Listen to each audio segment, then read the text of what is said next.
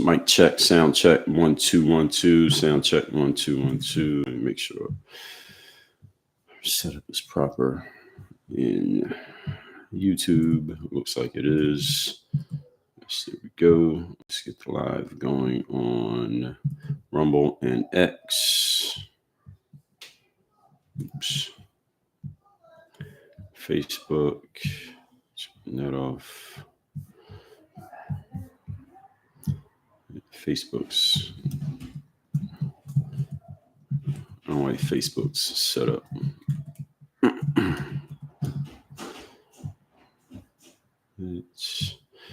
We are going live on Facebook, Rumble, and X. We are in YouTube. We are on. Waiting on LinkedIn.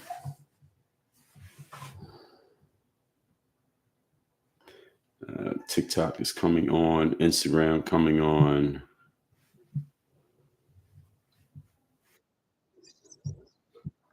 Live over here on Rumble, Facebook. We are in Rumble, X, YouTube, LinkedIn, and Instagram. We are on. TikTok, I believe, is working. We'll see in one moment. We got everything where it's supposed to be. Let me adjust the temperature in here. It was actually kind of cool in South Florida last night. Went down into the 40s ish. Oops. 1 second, everybody. I locked the door by accident.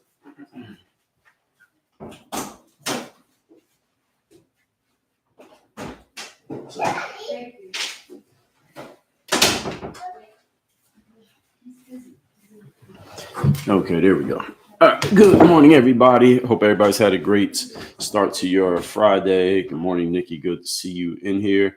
And what we are going to talk about here today is why equity and equality are both mythical concepts that cannot and will not ever happen, especially in the United States of America, but actually nowhere in the world.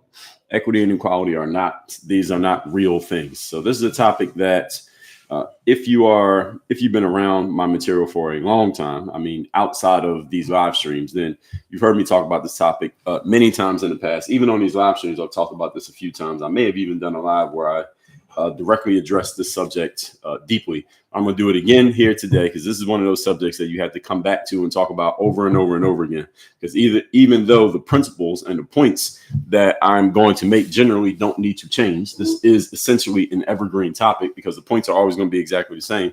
What does change are the players in the game and the people trying to come up with different reasons and different ways to implement something that simply is not going to work no matter how much they try.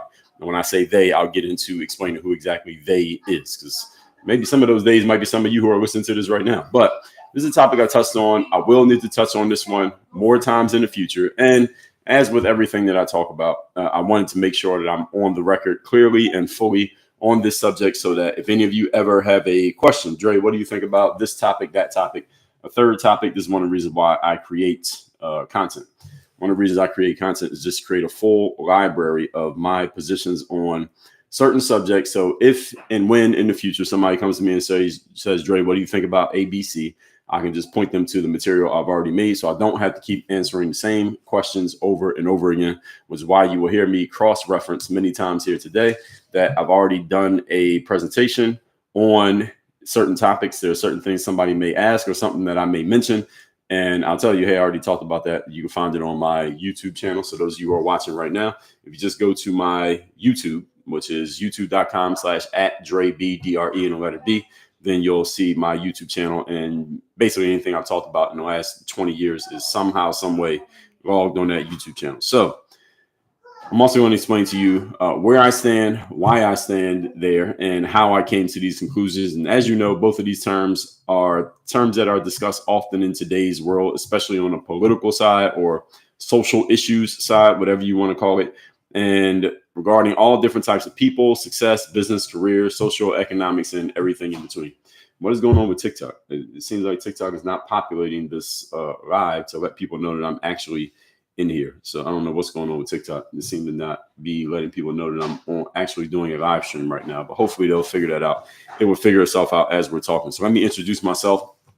For those who don't know me, my name is Dre Baldwin. Many know me as Dre all day. I'm a former 9-year professional athlete, author of 40 books. I've done 4 TEDx talks, created this brand called Work on Your Game. What we do here is work with professional entrepreneurs on systematizing and scaling up their businesses from the 6-figure level to the 7-figure level. So any of you who fits that description or wants to do that, you can just go to workonyourgameuniversity.com. You can learn more about working with us. I may talk about that a little bit more later on in this topic. And I have no idea why it seems like things are not populating. The internet's working, so I don't know why it seems like stuff is not populating on my end here today. But we shall continue anyway. This will be recorded, so if whatever's happening on TikTok doesn't get through, then they'll be able to watch the replay. So we'll have to tell them they missed it, and we'll get to it. So point number 1, and again, what we're talking about here today is why equity and equality are both myths. Actually, let me check the settings for this stream that I'm doing here on TikTok, because for whatever reason, it seems as if, let's see, TikTok is telling me, something is missing here. I don't know what's going on. Go live for at least 10 minutes as a reward tips. I'm just looking at their little, the information that they are giving me here. They're saying the connection is good. So I have no idea what's happening over on TikTok. Let's check this. And they are saying your member count updated. They said popular live. No, what are they talking about? Not that. Yeah, I don't know what's going on here. So anyway, let's see. Encourage your viewers to share your live and invite more friends. Okay, so viewers, I'm encouraging you to share my live and invite more friends. Because for whatever reason, it seems like TikTok's not populating right now to let people know this live is actually happening. But we will get into the material because I got shit to do today. So number 1, equality. Let's get a definition of this word equality. What exactly does the word equality mean? Definition of equality is the state of being equal, especially in status, rights, and opportunities. So the reason why we even need to address these subjects is because we see a lot of politicians and leaders, often in businesses. You may see this in people in academic spaces, maybe in corporate. You see this. You see it. People who just have influence, whether it's a person or an entity, they're talking about we need to create equity and equality. I remember Kamala Harris. She often would talk about equity and equality, going back to her failed attempt to run for president in 2020, and then her times being the VP nominee, the actual VP, and then her failed attempt to actually win the presidency in 2024. She's often talking about equity and equality, and she's explained these things in such a way that she seemed to have a very strong position on equity and equality and why they are necessary. And she seemed, the way I heard her talking about it, Kamala Harris, it appears to me that she really thought that she was making a really solid point when she was explaining these things. And I understand why, because Kamala Harris, well, first of all, she is a far left politician, and she probably would agree to that.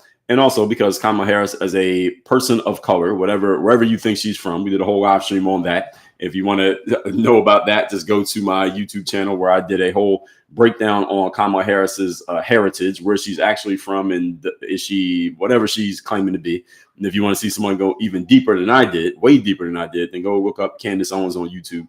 She did a whole, she performed surgery on Kamala Harris's background for about 3 weeks in the fall of 2024. But anyway, as a black and brown person of color, let's just call Kamala a person of color, and being a far left politician, she should, and she is incentivized to talk about equity and equality, because a big part of the leftist platform is equity and equality. And the political left has, I guess you can call this, you can score a point for them on this. They have positioned themselves as the party of the poor, and the party of the people who don't have as much, and the party of the people who are against the fact that there are rich people and billionaires and corporations who seem to get breaks and opportunities that the average person, whoever the average person is, does not get. The political left has positioned themselves as being these people, while at the same time, the political right seems, even though the political left tends to tout this often, the political right seems to have gotten a lot of the votes of these average people. So it's an interesting, and again, average, I mean that with air quotes.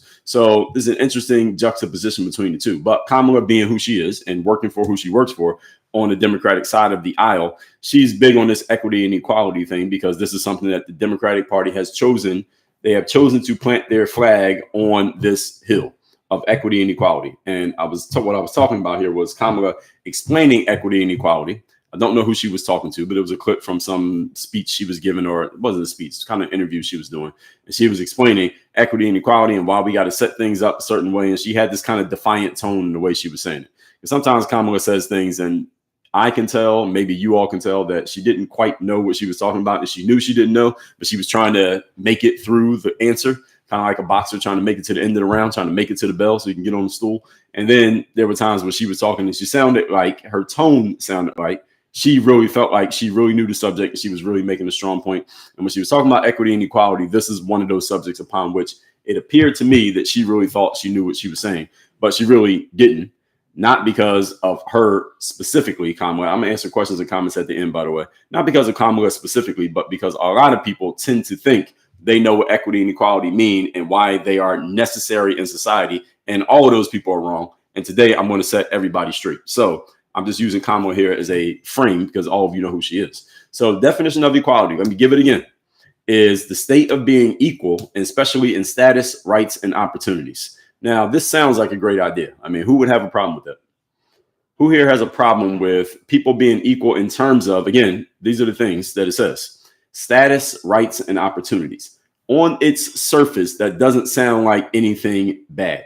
The problem is when you dig into it, which is what I'm here to help you do, that is a myth. It's a mythical idea and it will never actually happen. Let's look at those three terms again. They said the quality of being equal, state of being equal, and status, rights, and opportunities. Okay, let's start with the last two first because they're the easiest ones to address.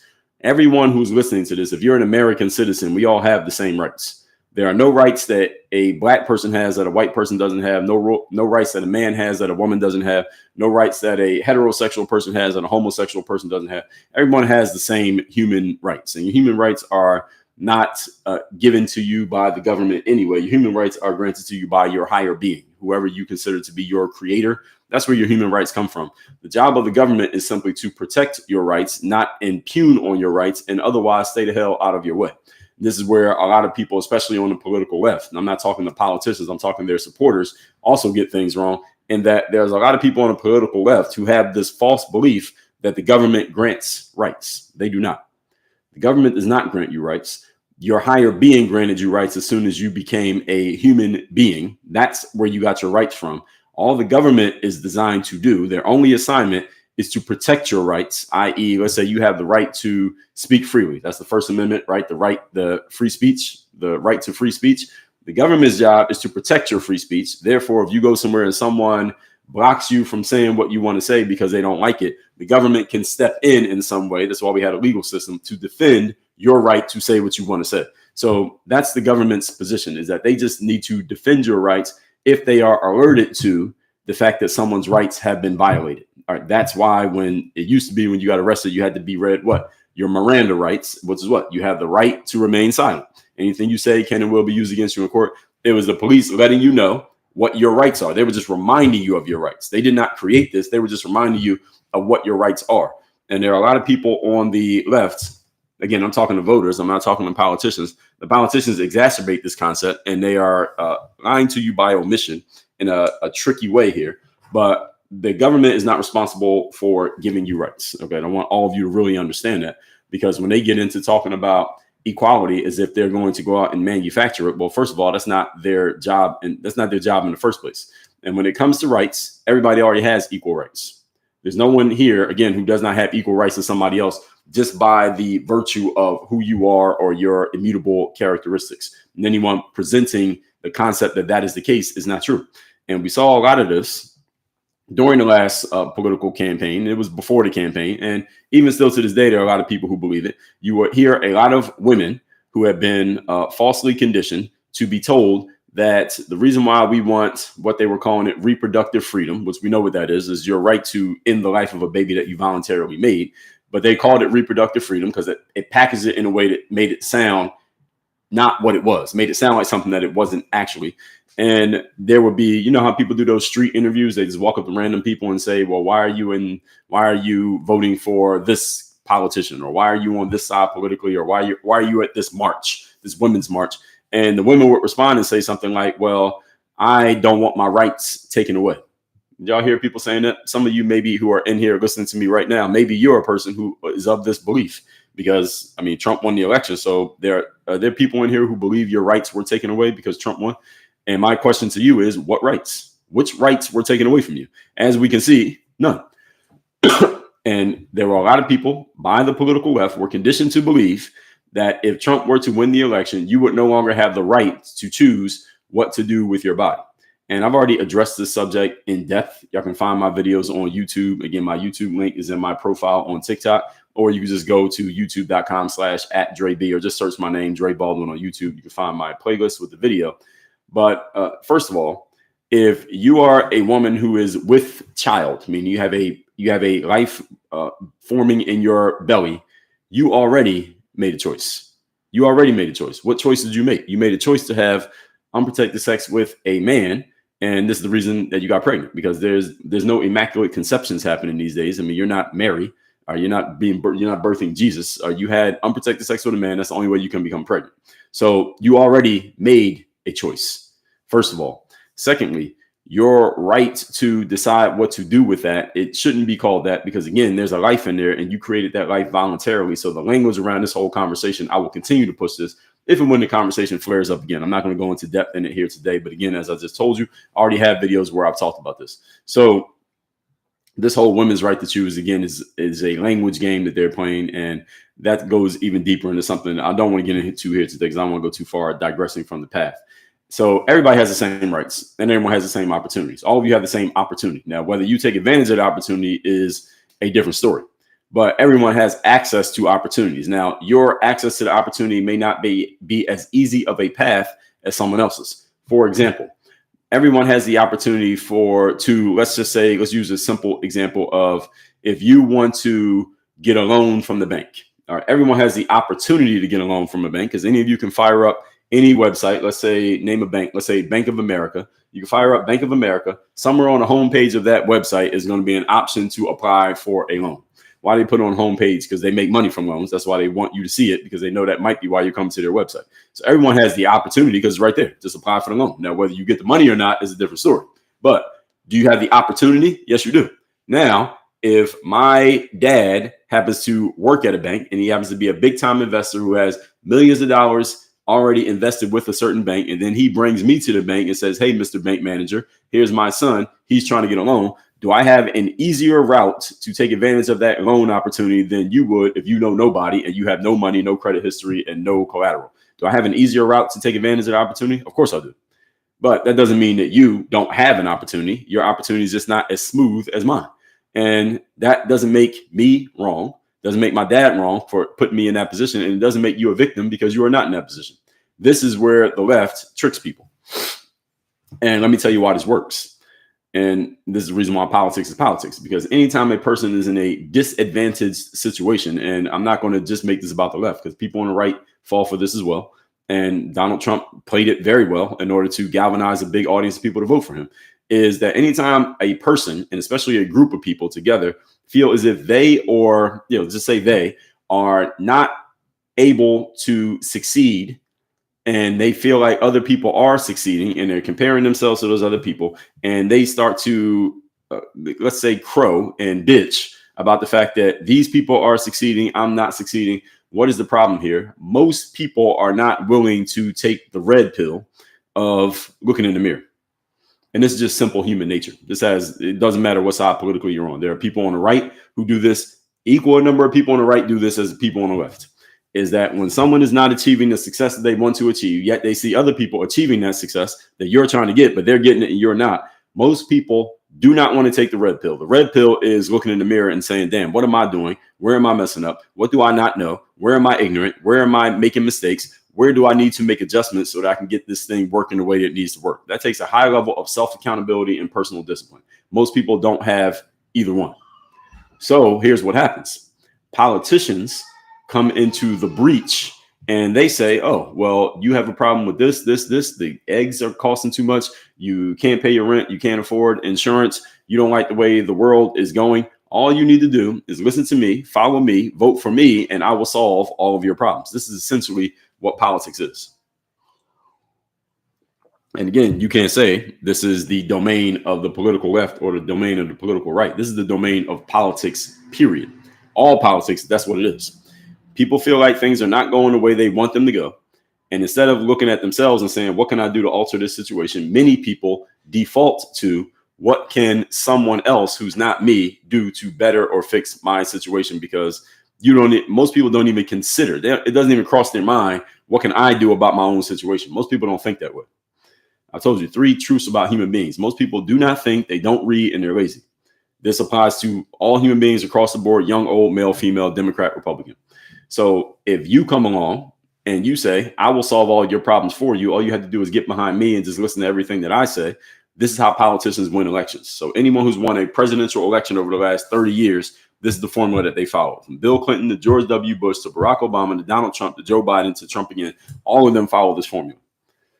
Why? Because they're trying to reach the masses of people. Here's what you all need to understand about the masses of people, because those of you who are listening to me right now, what I'm describing probably doesn't describe most of you. Most of you are probably the type of people who have self-accountability. You take ownership of your situation, and you understand if your situation is going to get better, it's probably going to be because of something that you did, not because of something that someone else did for or to you.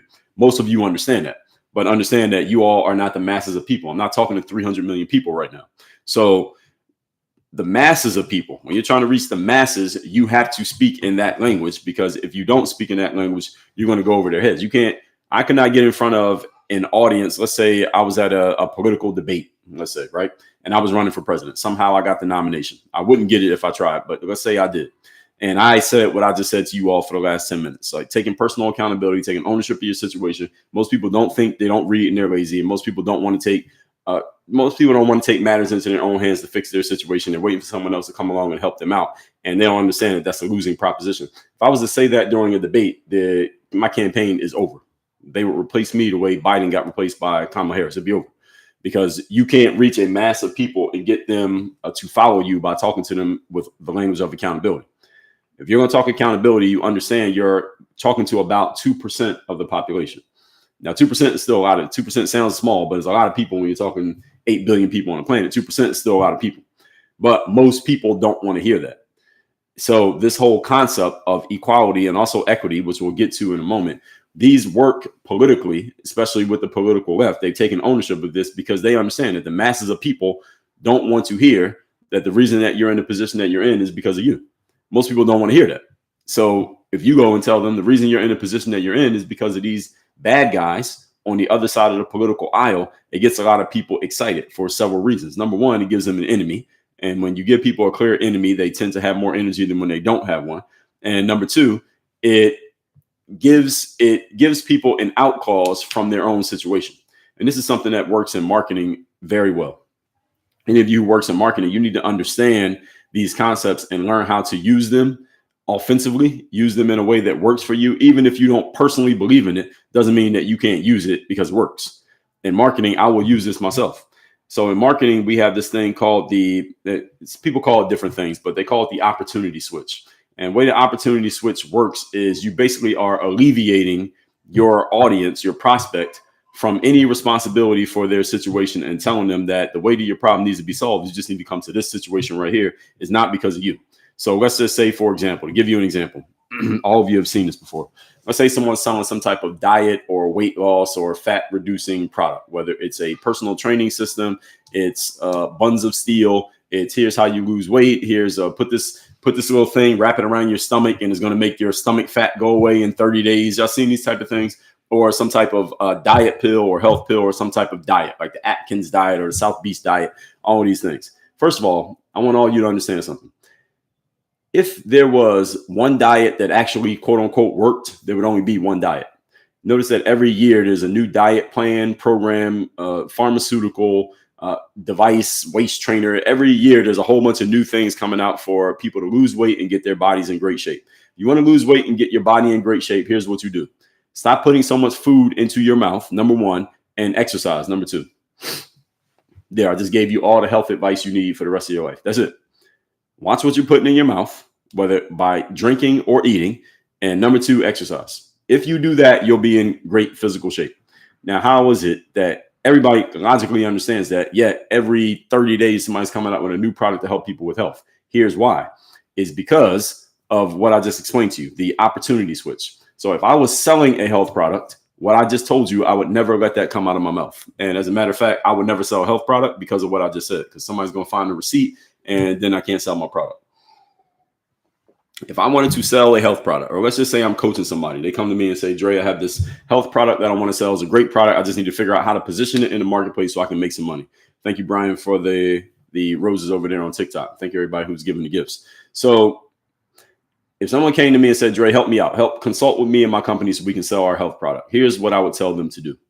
One of the most important things they will have to do is let their prospect know, whether in your commercial or your ad or your YouTube video or on your landing page or on your emails, ideally in all of these places, you have to let your prospect know that you are 35 years old and you're 70 pounds overweight. That is not your fault. You have to let them know it's not their fault. The only reason, Mr. Prospect, that you're 70 pounds overweight is because you used the wrong program. That last program you used, that was just a bad program. That last workout system you were doing, that was the wrong system. That last personal trainer you had who fired you because you weren't showing up to the sessions, that's not your fault. That's their fault. They just didn't understand you in the right way. Now, see, Mr. Prospect, all of those are not your fault. I'm alleviating you of all responsibility. All you have to do is get on our program and use our device, and we will help you lose the 70 pounds that you have failed to lose for the last 20 years of your life, because it's not because of you. It's not because of your laziness. It's not because you are eating bacon and watching Amazon all day. It's not because you haven't worked out for the last 15 years. It's not because you are just lazy and have no self-discipline. No. None of those are the reason. The reason is you just have been using the wrong products. You bought the wrong stuff. You got on the wrong diet, not the Atkins diet, not the no carbs diet, not the South Beach diet. No, you need to get on our diet. You need to get on the ABC diet. That will solve all of your problems. This is how products get sold, ladies and gentlemen, to the masses of people. You want to sell anything to the masses of people, one thing you cannot do is hold them accountable. That will basically end your whole run if you start holding people accountable. All right, so a line of work that I'm in, I generally, as a coach, my job is to hold people accountable. But I understand that when I put myself in that position, I know I'm only talking to 2 out of every 100 people, because most people do not want to be held accountable. Most people do not want to be told that they are the reason for their situation. And this is why politics exists the way that it does. And the reason people get so excited about politics is because politicians expertly show up. And this is just a human nature thing. It has nothing to actually do with politics. It works in every industry. It works in, I just gave you the health industry as an example. It works really well in the health industry, which is what you tell the people. You're 65 years old and you're 100 pounds overweight, and you've been 100 pounds overweight for the last 40 years. No, it's not your fault. Of course it's their fault, but you can't tell them it's their fault, because then they won't buy from you, because you're holding them accountable, and most people don't want to deal with accountability. So what you do is alleviate them of all responsibility and tell them that you still don't need to take responsibility for the last 40 years of your life. For the next 20 years, I will be responsible. All you got to do is pay me and buy my product. This is how politicians work, and they understand this very well. And if you can't talk like this, you can't be in politics. Now, I don't want to be in politics because it goes against my nature to talk to people in that way, but I know how to use it. I know when and how to use this. If I want to sell something, I understand that if I'm trying to reach the masses of people, let's say I put out a book or something like that, and I'm not trying to reach maybe a specific type of person, I want the masses of people to buy my book. I figure out how I let them know it's not their fault that they have this problem that my book is solving. All they got to do is buy my book, and the book's going to solve all your problems. Now, can my book solve all their problems? It can, if they do the damn work. Now, am I responsible for them doing the work? No, I'm not. Now, if you want to get in that line of work, make sure you choose wisely who you're serving. So this is how this whole concept of equity and equality become so sellable, and why people get so excited about them is because someone else is telling you that the reason why your status is down here and his status is up here is not because of something that you did or something that you didn't do, and not because of something that he did that you have not partaken in, is because we just had the system set up in the wrong way. So if you vote for me, I'm going to fix this so that you can be on equal footing with this person. Now, here's the thing you all need to understand. Politicians have been preaching this for the last 60 years. Have we achieved equality and equity? And this is something that I say every time that I'm talking about some political idea or some social cause that people seem to be excited about right now. None of these things are new ideas. None of them are new. The concept of equity and equality is not new. It has been repackaged. It gets talked about in a different way than it was in the past, but none of these are new. Politicians have been selling this idea that if you vote for me, I will make things better for you for the last 60 years. And it generally has not happened. Why? Because then the very next election, You got the same people coming back complaining, and they just get sold a different package by a different person the next time around. So when it comes to status, ladies and gentlemen, here's what you all got to get. And thank you for that heart over there on TikTok. When it comes to status, ladies and gentlemen, you may look around and notice that someone has some status that you don't have. So we talked about rights and opportunity. Everybody has rights and opportunity. But status, not everybody has equal status. We all can agree to that. Right? There are some people who have a certain status that is way above where yours is, and you may have a status that's way above where somebody else's is. So this is an example, right, of a lack of equality, or it's an inequality. And my answer is yes, that is an inequality. That is an inequality. I have a certain status when it comes to business and when it comes to entrepreneurship, when it comes to in sports. In my background, when I was an athlete, there's a certain status that I have that is above a lot of people who are at my level at one point. Now, is that because there is something wrong with the system? No. The difference in status between people and between groups is often because of the activities and the habits and the actions of those people in those groups. That's the reason why one has a certain status and the other one doesn't. There's a reason why two people can come out of the same family. Let's say a family has two kids, right? They have two boys, and let's say they're twins. And one boy, by the time they're 30 years old, he is the head of mergers and acquisitions at some Fortune 500 company, and he's making six figures a year. He's doing really well. He has a family and kids and a dog and a nice house out in the suburbs, and he's doing good. And the other twin boy, he is a drug addict in and out of the 12-step programs, and goes back to living in his parents' basement and doesn't have much going on in his life. Is the status of these two boys significantly different? Yes. Even though they came from the same house, with the same family, same upbringing, and went to all the same schools, they end up with completely different statuses. Now, my question is, does that mean something's wrong with the system? Well, we can't say that because they both went through the exact same system. They ended up in different places. I have a sister. She's less than a year older than me.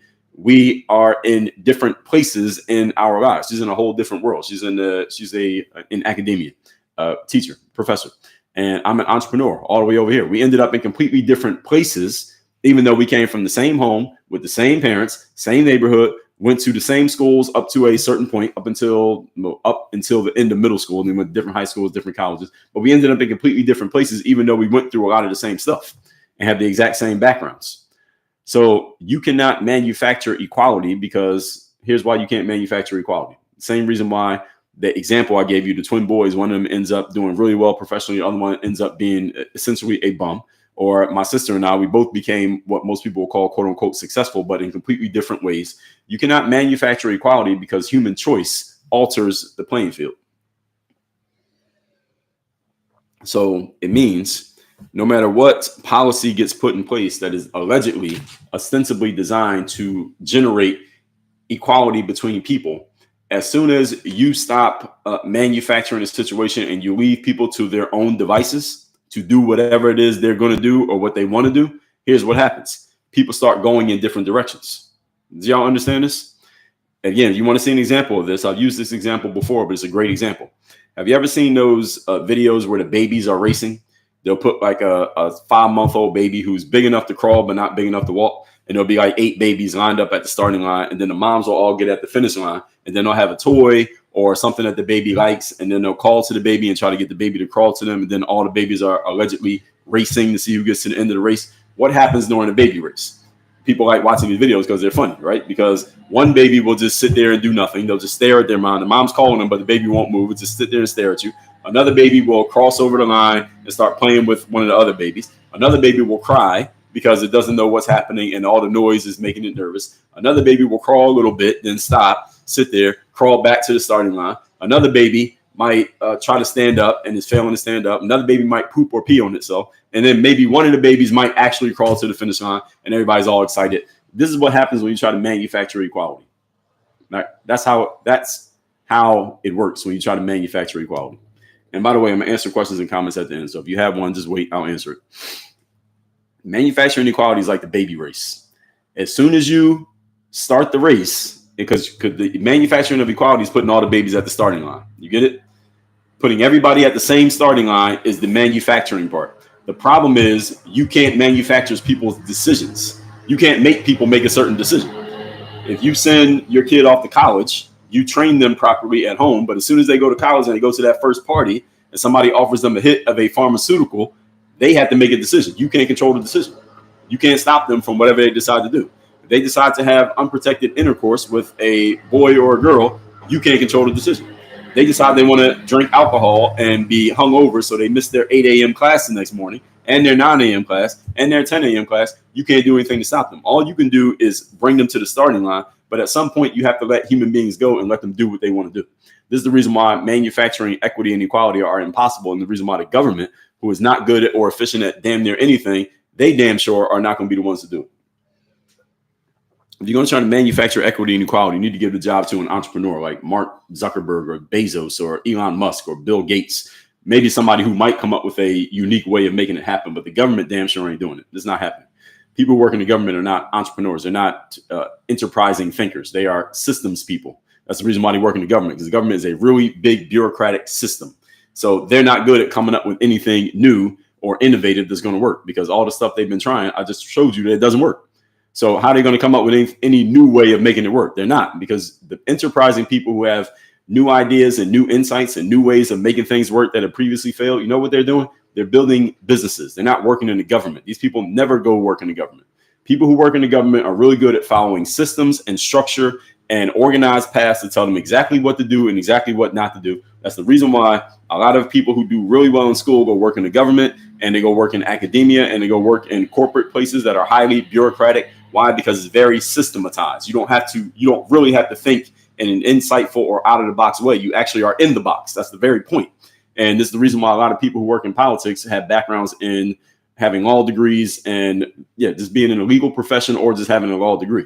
Why? Because a law degree is an extremely structured career path.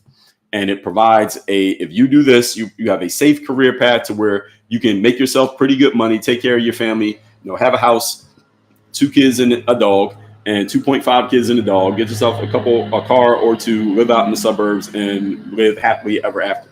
I'm not knocking this. I'm not saying this is a bad thing. I know a lot of people who have followed this exact path and they're working in it right now.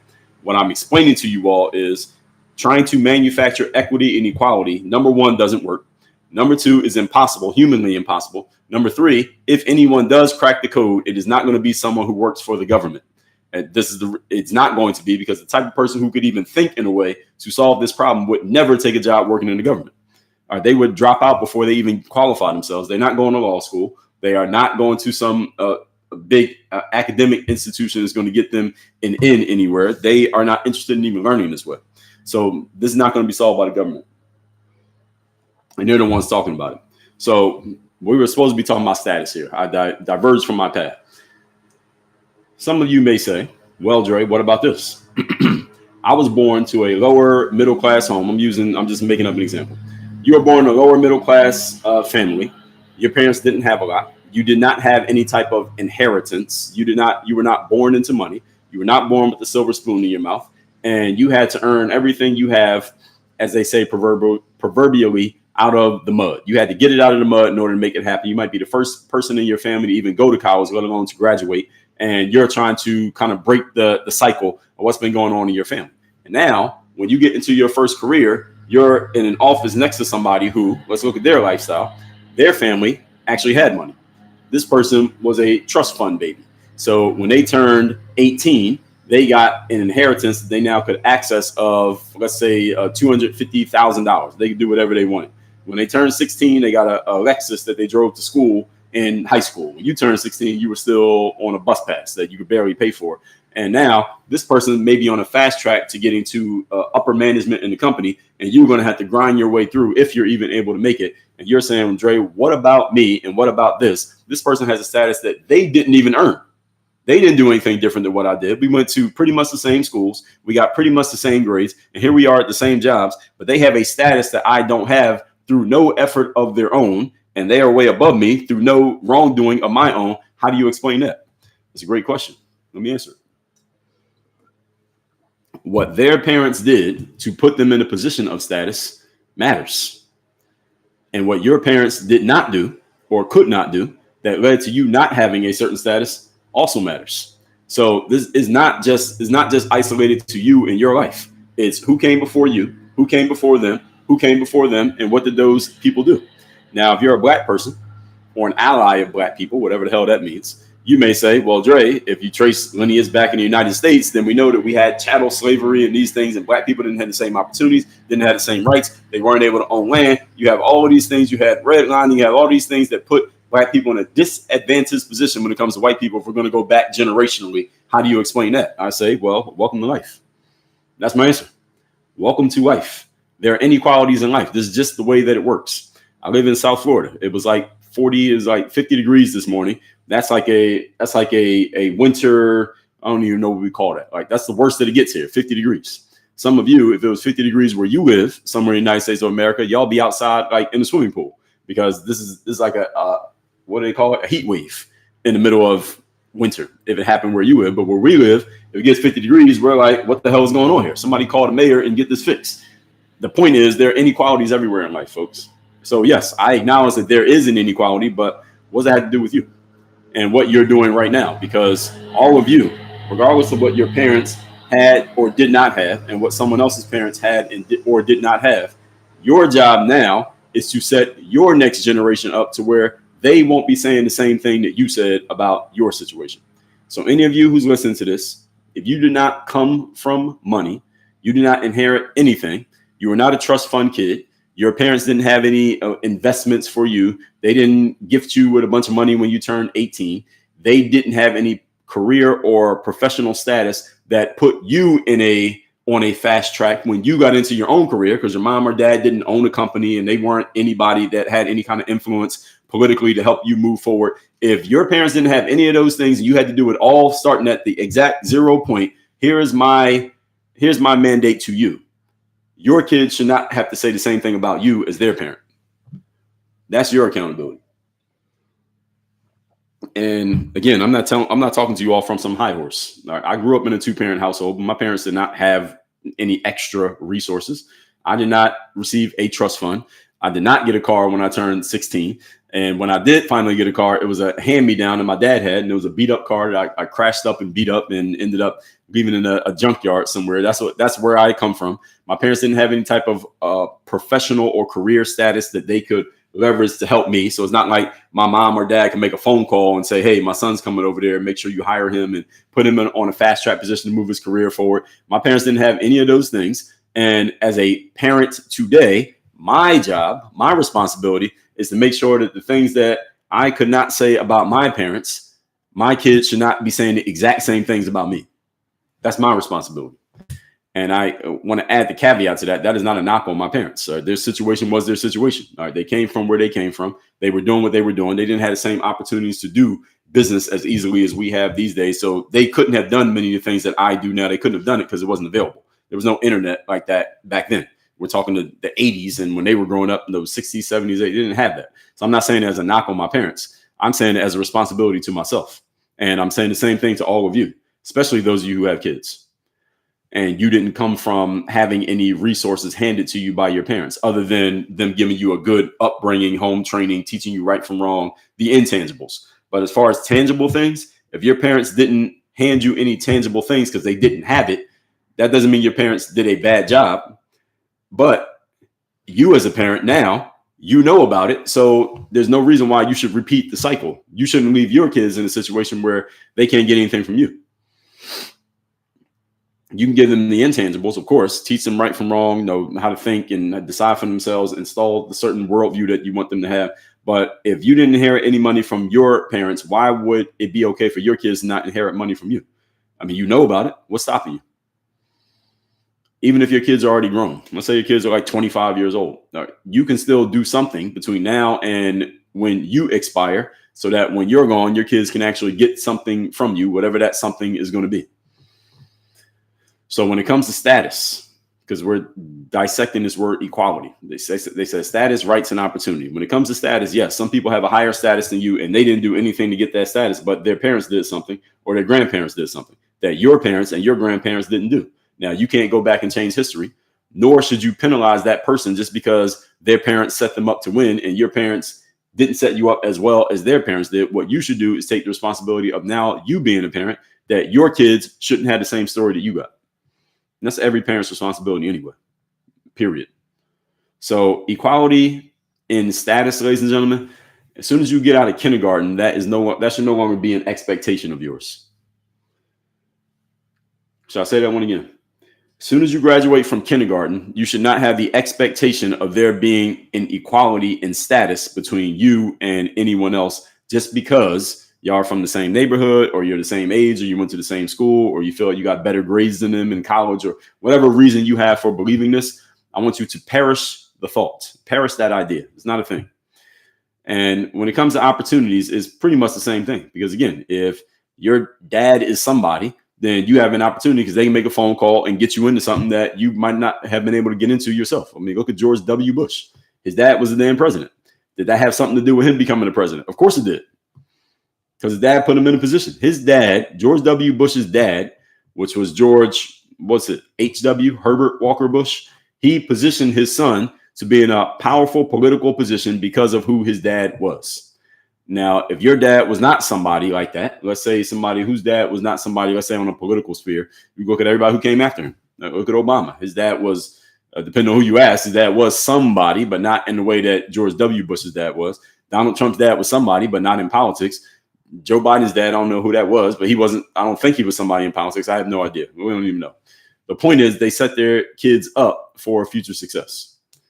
You have that mandate now as a parent yourself, even if your parents couldn't do it.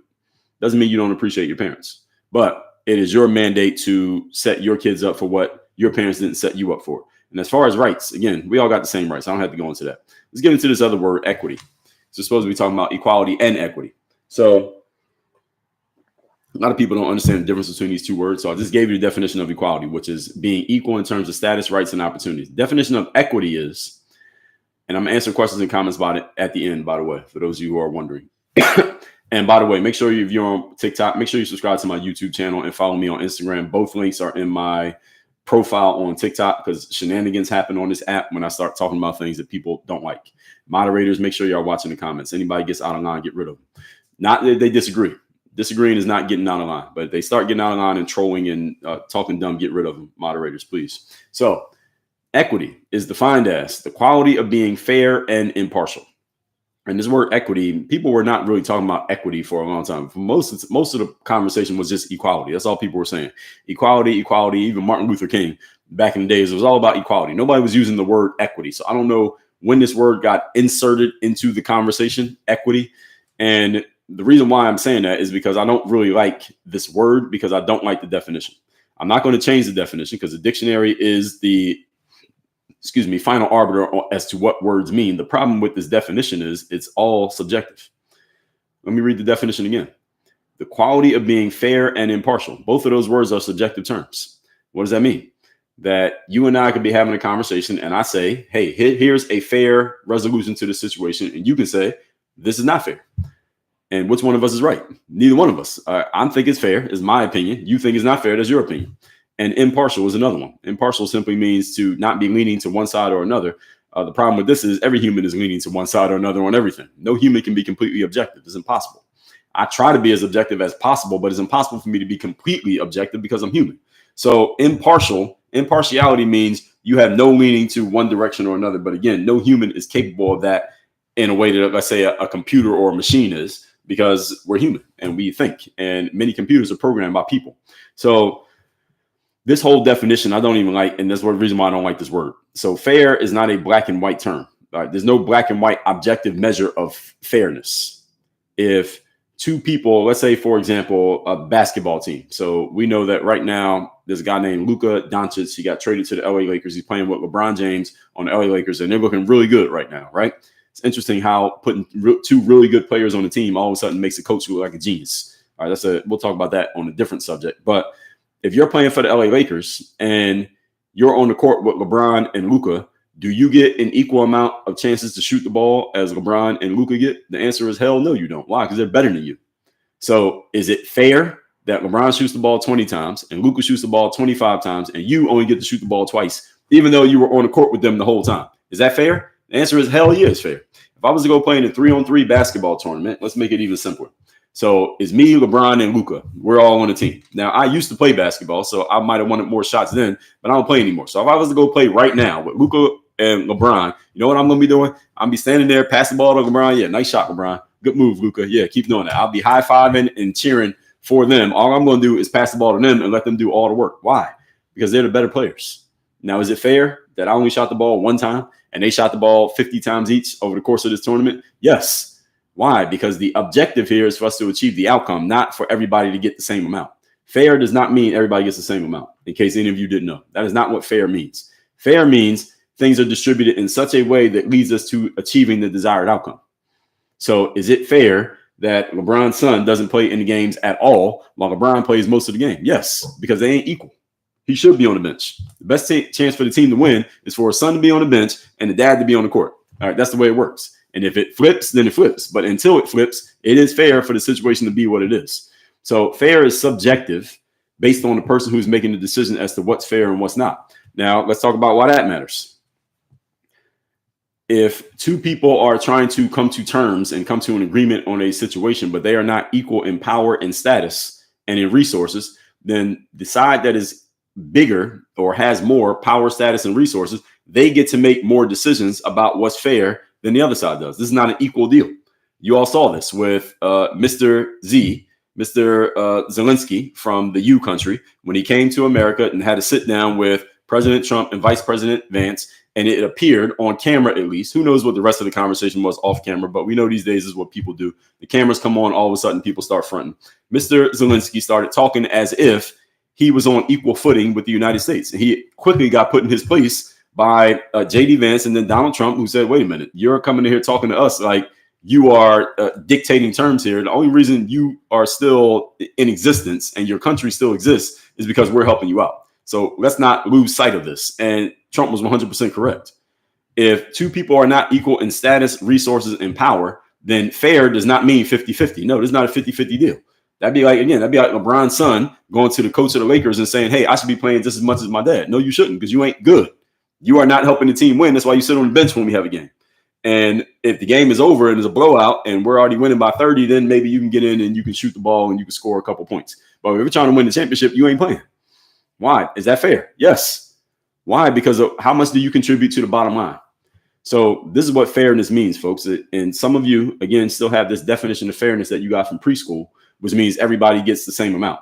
You played with the toy for 5 minutes. Now he gets to play with the toy for 5 minutes. Yes, in preschool, that is true. As soon as you graduate from preschool, folks, that shit is over. Everybody got it? As soon as you get out of preschool, that's over. All right. It is not equal. Fair does not mean equal. Fair means what makes the most sense for us to achieve the outcome. And we are in an outcome and results-based business. I tell people that all the time in my line of professional work. This is a performance and results-based business. You have to perform and you got to produce results. Everything we do is based on performance and results. And anything that does not produce performance and results, it has to go. And we balance everything out based on what leads to results. So if me and LeBron and Luka are playing together, the balance of shot attempts is not equal. You get 10, I get 10, he gets 10. No, it's LeBron, you shoot the ball 20 times. Luka, you shoot the ball 20 times. I don't need to shoot it all. As long as we win, I'm good with that. And people need to learn how to play their role when it comes to this. And a lot of people don't want to play their role because they think everybody should be equal. Because again, many of you are operating off of something that you learned in preschool that you haven't forgot, even though you're 35 years old. This is ridiculous. And the political left tends to keep pushing this and this infantile idea, and people keep buying it because, well, for a couple of reasons. One is because it's a binary choice. Either you're on this side or you're on that side.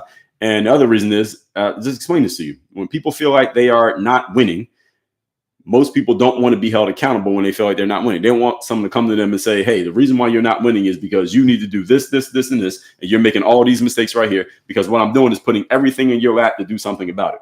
Most people don't want to hear that. But if I say, oh, the reason that you're not winning is because of all these things that have nothing to do with you, let me solve your problems for you. Most people are signing up for that. And again, if any of you want to get good at sales and marketing, this is what you do. Don't hold people accountable if you want to sell a product to them because they're not going to buy it. Now, again, depending on who you're talking to. There is a small percentage of the population who's into that, but most people are not. So if, for example, the United States decides they want to take over Canada, it's not a 50-50 deal between the United States and Canada. So you might have saw when Trump first came into office a few weeks ago, during his first couple of weeks, he was making announcements about what he was going to do to the people not the people, but the administrations in Mexico and also in China, in Canada. So he said something about Canada and he said something about Mexico. And he was saying, well, you all got to pay this, or there's going to be tariffs on this. And he was making threats, right? And then what happened was the leaders of Mexico and Canada, they both came out. It was Trudeau came out, and what's the woman's name in Mexico, whatever her name is. They came out and they made these strong statements on social media. Then they did press conferences, and they're all talking tough for the cameras. We're not bowing to the United States. You're not going to bully us, and we're going to stand up to them. And people were applauding because a lot of people don't like Trump. Oh, look at this guy. He's standing up to Donald Trump, and she's standing up to Trump. And this is all show. We know this is all show, because what happens behind the scenes is that these same people who just talk tough on camera, they get on the phone with Donald Trump and they say, all right, President Trump, what do we got to do to make this work? What do we got to do to appease you and make things work? And why do they do that? Why do they do that is because the United States has the power, and they know the United States has the power, but they can't get on camera or on social media and say to their followers, if you're the prime minister, is that what Trudeau is? He prime minister? Whatever he is in Canada, he can't get on social media and say, well, hey, the United States has a lot more power than us, so whatever Donald Trump wants, we have to give it to him. That's the truth, but he can't go say that because he's going to look weak, and then people are going to lose faith in him. And the same thing with the leader of Mexico. They can't come out and say that, even though they know that's the actual truth. So again, they act tough on camera, and then behind the scenes when they have real conversations, the United States gets exactly what they want. And again, this is the reason why you didn't hear about those stories anymore after the tough talk by the leaders. Notice you never hear anything else about those stories, because what they ended up doing was capitulating and giving Trump exactly what he wanted. This is how fairness works, ladies and gentlemen, in case you didn't know. Same thing with Mr. Zelensky from the U country. It sounded good what he did on camera, but it's a whole different story what he did off camera. And off camera, he's going to give Trump exactly what he wants because he has no leverage. Just like Trump said right to his face. He said, you don't hold any cards here. Why are you talking like you have leverage? You know you don't have any leverage. And if I was Donald Trump, or if I was in Donald Trump's position, I would have gone even deeper into him right there in front of the cameras, because I wouldn't appreciate him fronting for the cameras. Trump has been in enough negotiations that he knows people have to kind of play this game. He actually handled it better than I would. But the whole point is, fairness does not mean equal. That's the point that I want all of you to get. This is not preschool. Fairness only matters, ladies and gentlemen, when you have the power to enforce what you consider to be fair. Fairness only matters when you have the power to enforce what you consider to be fair. If you don't have the power, it doesn't matter what you think. That's how it works.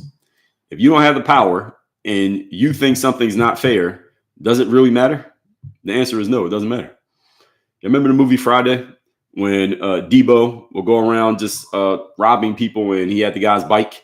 What was that guy's name? Was it Red? When he had the bike, he had that guy's bike, and the guy came over and said, Debo, I want to get the bike. And Debo said, what bike? He said, the beach cruiser. No, the one I let you hold last week. And Debo had the bike at his house the whole time. He said, it's going to be like it's both ours. We're just going to keep it at my house. And then Debo punched him in the face and said, that's my bike, punk. And he kept the bike. Now, is it right or wrong for Debo to steal or take that other guy's bike and keep the bike? Well, it doesn't matter whether you think it's right or wrong. We call that moralizing. All that matters is who has the power to enforce their view. And throughout that movie, if you saw the movie Friday, throughout the movie, and this is a good example here, because you see this in life if you learn to pay attention, that throughout the movie, Debo enforced his version of fairness on everybody. All right, he wanted Red's chain, he took it from him. He wanted his bike, he took it from him. He wanted to bully somebody, he did it. And nobody stood up to him. Nobody did anything to him. Why? Because, okay. And the reason why nobody did anything to him, because no one had the power or the balls to challenge Debo's frame of what's fair and what's not. Debo's frame of fair was whatever he wanted. And that was it. Whatever he wanted to do was fair. And remember when him and Smokey robbed the next door neighbor's house and they got $200? And Smokey said, yeah, we got about $200, right, Debo? And Debo said, I got $200. So they robbed the house, but Debo kept all the money, even though both of them were in there doing the robbing at the house. And the point is, Debo had all the power, so he enforced his version of fairness, whether you liked it or not. And when did the tables turn in that movie? And then you saw the movie Friday. You know when the tables turned, when Craig, aka Ice Cube, finally stood up to Debo, fought him, beat him. And now everybody who Debo was enforcing his fairness upon, now they could come get some retribution. So then everybody came, punched him in the face. Smokey took the money from Debo. Rez took his chain back. And now things started to feel more balanced out. And that was the happy ending to the movie, that somebody finally stood up to the bully, which sounds good. In real life, it doesn't really work that way. That's the reason why, again, people got excited about the social media posts from Mexico's leader and from Canada's leader. But again, behind the scenes, they both did exactly what Trump told them to do. Same thing that happened with, I believe it was Colombia, where Trump was telling them he was sending back some illegal migrants to that country. And the leader of Colombia came out and said, we're not accepting these people. You're not sending people back to us. He made all this tough talk. And Trump said, okay, if you're not going to take these people, we're going to impose a tax on anything you send to us. And the tax is just going to get bigger and bigger every day until you accept the terms. And the guy said, we're not accepting the terms. You're not going to bully us, et cetera, et cetera. And everybody was like, oh, my God, the cost of coffee is going to go up. You're going to be paying $25 for a Starbucks. What are we going to do? Donald Trump's an idiot. Donald Trump's a dictator. What are we going to do? You'll notice that whole story went away within about 48 hours, right? Actually, didn't even take 48 hours. It took about 24 hours. Why'd the story go away? Because the same guy who was talking tough on the internet, he knew that they didn't have any power. They had no leverage, and he had to do what Trump wanted him to do. But he couldn't look weak in front of his people, so he had to front for the cameras. But he knew what the real fairness was these guys have all the leverage. We can't do anything. They took those people back. That plane went right back to Colombia with those people. So fairness, ladies and gentlemen, is all about your ability and resources and willingness to enforce your version of fairness, which means if you think something is fair and somebody contests your position, what are you going to do? Because that's when we find out how much power you actually have. Is not because you're calling the shots and people are following, but when someone challenges you, what do you do? Those of you familiar with, there's a book called Pimp by Iceberg Slim. Any of you read this book? Any of you read Iceberg Slim? Put yes in the comments. Any of you read this book? And the book is called Pimp. And Iceberg Slim, even though I'm not in his industry, I read the book. It was a very interesting book. And Iceberg Slim wrote a whole bunch of books. And one of the things that he explains, all of you understand the concept of pimping, right? You don't need to know it in detail, but the concept of pimping, Iceberg Slim basically had a whole bunch of women who were out in the streets selling their bodies for money, and he was in control of all of them. So he gave this story. It was early in the book. He's riding around in his car, and he has a bunch of his women who work for him. Basically, they're prostitutes. They're working for him. They're all in the car with him. Now, he's in control of all these women. Now, what happened in this situation was one of the women was kind of annoyed with Iceberg Slim because of some decision that he made, and she's basically cussing him out in the car. And again, he has a bunch of his women. He has like 3 or 4 of his working women in the car with him, and they're all listening to this one girl talking shit to the boss. He's the boss. And he explains, so she says something crazy to him, and he explains outside of the story to the reader that when you're in that position as a pimp, anytime one of your women, he didn't use that word, but anytime one of your women gets out of line with you verbally, it is very important how you respond to her, because the other women are noticing how you respond. And if you respond in a weak way, then all of the other women are going to have no respect for you. And before you know it, you're not going to have any women working for you because they're going to go to some man who they do respect. So he knew in that moment, his response mattered a lot for the overall health of his business, if you understand. So what he said back to her, he said, bitch, anytime a woman leaves me, I celebrate, because that means another one can replace her. And I'm cleaning up his language a lot, what he actually said. Read his book. You want to know what he said. And he said, as soon as he said that, the girl got quiet and she fell back in line, and all of the other girls stayed in line. I'm telling you all that to tell you this, not that you need to become a pimp. I'm telling you that to help you understand that your power is only as strong as your willingness to enforce it. And people understand with Donald Trump, for example, that when he threatens to do something, he's actually going to do it. And that's the reason why he's able to get his way. And this is what influence and persuasion is all about. Telling people what you're going to do. And if they don't believe you're going to do it, then they'll call your bluff. But if they believe you're going to do it, they'll do what you said. And this is what makes life fair. So any of you doesn't like being on the wrong side of this fairness, all you need to do is get your power up so that you can start dictating instead of being dictated to. This is how life works. Okay. So when it comes to equity and equality, this attempted manufacturing that never works, is the problem with it is that you can't choose people's decisions once they get into the position that you put them in. You can put people wherever you want. They still get to decide what to do. I remember hearing Mike Tyson talk about this. Someone's asking them, they were interviewing him and they were having a conversation with him about how Mike Tyson had all this money and ended up blowing all his money. We all know that story about Mike Tyson, right? And Mike Tyson said the following, because Mike Tyson, he's from the ghetto originally. But at one point, he was on top of the world. He's the biggest athlete in the world, highest paid athlete, everything, but he blew all the money. And Mike Tyson said, because of my upbringing and where I came from, I have a sixth sense for finding He said, you can put me in a 5-star hotel in the nicest city in town and leave me by myself. I will find my way to the ghetto. I'll find my way to the hood. I'll find my way to where all the pimps are and the prostitutes and the drug dealers and the drug addicts. I will find my way to them because I have a sixth sense for identifying where they exist. Why? Because it's just who I am as a person. And it was a great illustration of what I'm explaining here today when it comes to equity and equality. You can put a person in a very advantageous and what looks like a successful position. They will still fumble the bag if they want to fumble the bag. And if their habits and instincts are designed for them to fumble any form of advantage, they will fumble the bag. At the same time, flipping it around, you can put a person whose habits and instincts are directing them towards success. You can put them in the worst possible situation, and they will find a way to turn that terrible situation into a success. Why is this? Because of people's habits, instincts, and decision making. You cannot manufacture these things. You can't force somebody to think a certain way. You can't force someone to make a certain decision. You could put them in a certain spot, but as soon as you let them go, whatever they do is how they're going to end up. And this is the reason why equity and equality are impossible. You can never achieve them. All right, what you should do, let me tell you what you should do. For those of you who want to get an advantage in life, because I'm telling you what doesn't work, let me tell you what does work. Your job is not to go to a place where your status and your resources and your position put you at a disadvantage. This is what a lot of people do. And a lot of people have been conditioned to believe that this is some form of activism, or you're doing something by being in a position where things are not working. And then you complain about it until something is manufactured to make you work. All right. So this is what you should do in these situations. What you need to do is ask yourself, where do I have an advantage? Where can I make things work in my favor? And that's where you need to plant your flag. You need to move yourself from a place where the advantages don't exist and move yourself to a place where the advantages do exist for you, because it's not the same for everybody. All right. Some people, if they're going to play a sport, they should do basketball because they're tall and they got long arms and it makes sense for them to play basketball. Other people, they should go do wrestling because they're short and they got short arms, but their body is designed for pushing and moving. So wrestling is perfect, but basketball, they'd be terrible because you have no advantages. So all of you need to identify, where do I have the advances? And that's where you got to be. That's what you need to do in all of life, a professional level, amateur level, anything that you're doing. This is called, in the marketing world, we call this placement strategy. What placement strategy infers is that a certain person, product, situation, service, etc., will be a lot more successful and reach a lot more people in one place than it would in another place. I just wrote an article about this the other day.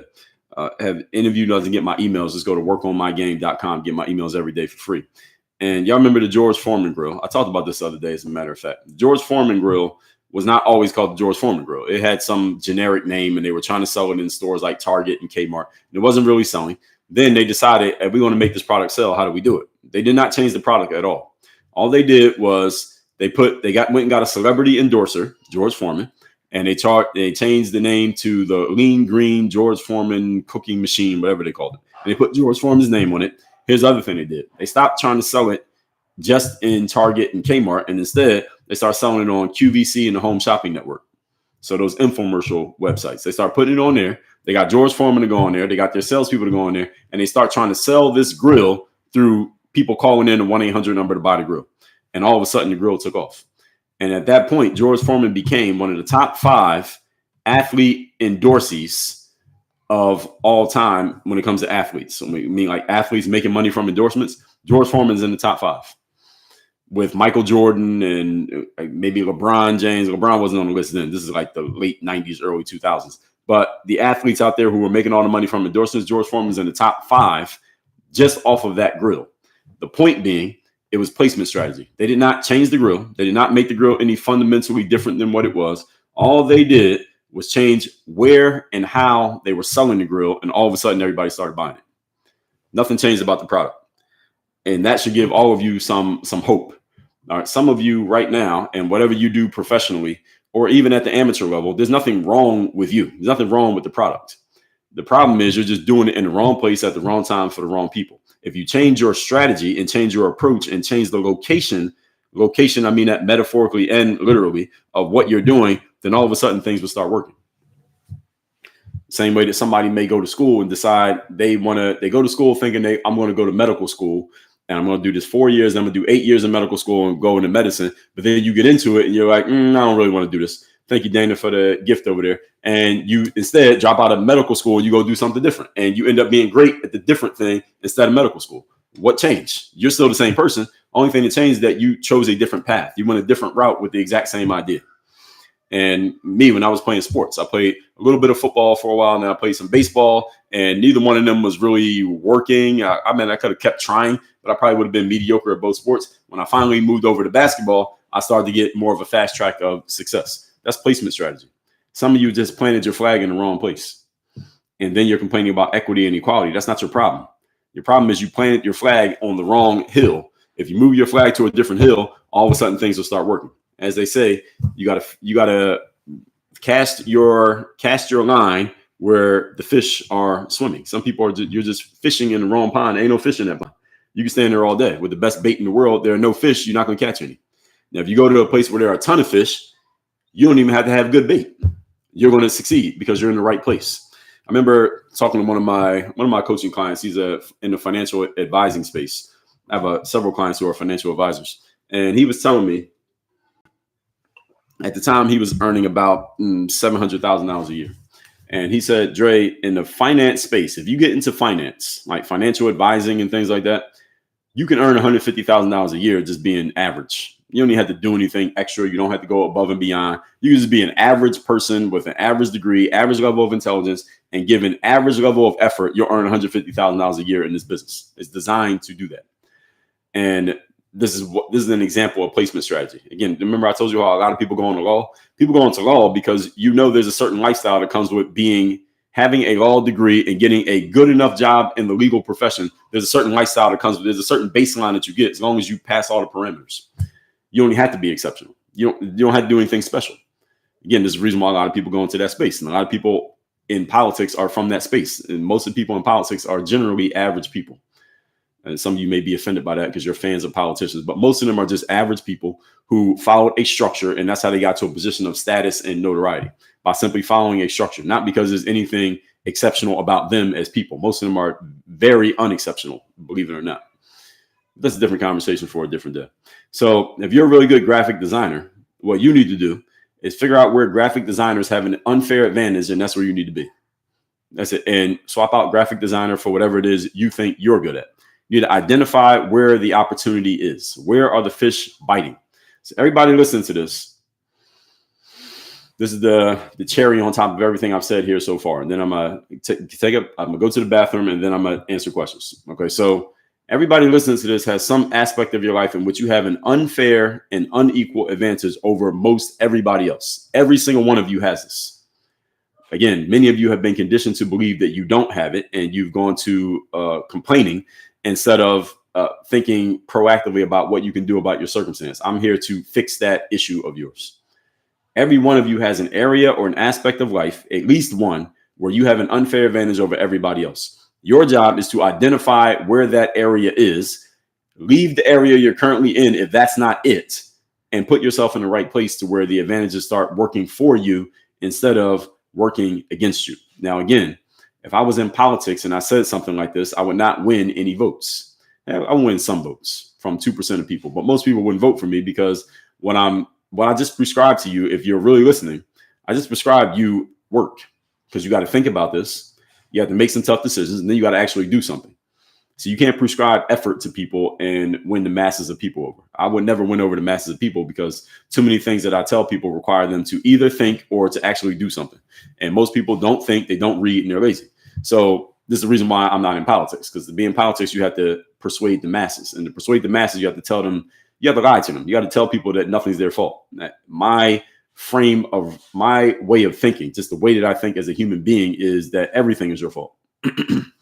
Everything's your fault. And even if it's not technically your fault, it's still your responsibility. Why? Because most people want some type of power and influence in their life. Power and influence they're a package deal. And if you want to have power and influence, everybody wants these things. You know what you must accept along with it? You got to take responsibility. Power, influence, and responsibility are a package deal. If you want one, you got to take the other two. And ownership, let's just say 4 things. If you want power and influence, you must take on ownership and responsibility. And if you take on ownership and responsibility, you immediately, automatically get power and influence. If you're a parent, for example, of a child who's under the age of 18, you have power and influence over what happens with their life because you're pretty much responsible for their life, right? You're responsible. You have ownership over it.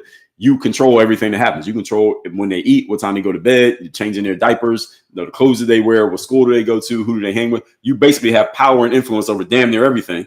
And in exchange for that power and influence over this human, you also have full responsibility because if something happens to them, you are responsible. That's how it works. And I'm telling all of you, you want to have more power and influence in your life. Do not wait on a politician to do it for you. If they do something that helps you, cool, accept it, be happy. But at the same time, don't sit around waiting for it because their priority is not you. Donald Trump's priority is not you. Kamala Harris's priority is not you. The Democrats, the Republicans, name anybody you want. You are not their priority. All right? Politics is not about serving the people. It's supposed to be, but it's not. I've already explained that. I did a whole live earlier this week about why people don't trust the government and how the government should work as opposed to how it does work. Watch those replays on my YouTube channel. The link is in my profile on TikTok. But when it comes to your success personally and the success of those who shall follow you, meaning your kids and their kids and their kids, you're 100% responsible. That gives you power. All right. So don't be mad. Not mad. That's not the word. Don't run away from responsibility, folks. Anytime somebody hands you responsibility, be happy. It may not feel good in the moment when they're giving it to you, but in the long run, it's going to help you because the more responsible you are for a thing, that means you have more ability to respond. When you have no ability to respond, that makes you are a victim of whatever circumstance decides to throw at you. You don't want to be in that position. And depending on the government puts you in that position. That's the reason why you don't want to depend on the government for anything. If they happen to give you something, cool, take it, accept it, be happy, but do not expect it. Those are two different things. Everybody follow what I'm saying here. So with all that said, we're going to get into questions. I'm going to take questions in one moment. But before we take questions, I've been doing this on my lives for the last week, and it's been working. So hopefully this audience who's here today, this can work. Here's what I'm about to do. I'm going to run to the restroom. This is going to take me no more than 2 minutes. Okay. I'm going to run to the restroom. I'm going to close both doors so y'all won't hear anything. So I'm going to go to the restroom. I'll be back in 2 minutes. I just need y'all to sit tight for 2 minutes. Then I'm going to take everybody's questions and comments. I'll be right back. Wait 1 minute. Okay.